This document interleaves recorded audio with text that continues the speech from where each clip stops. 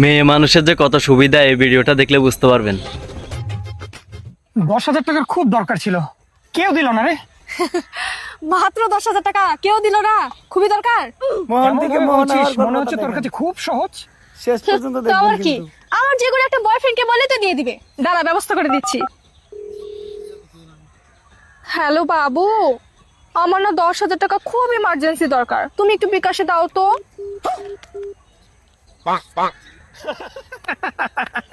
এত সহজ?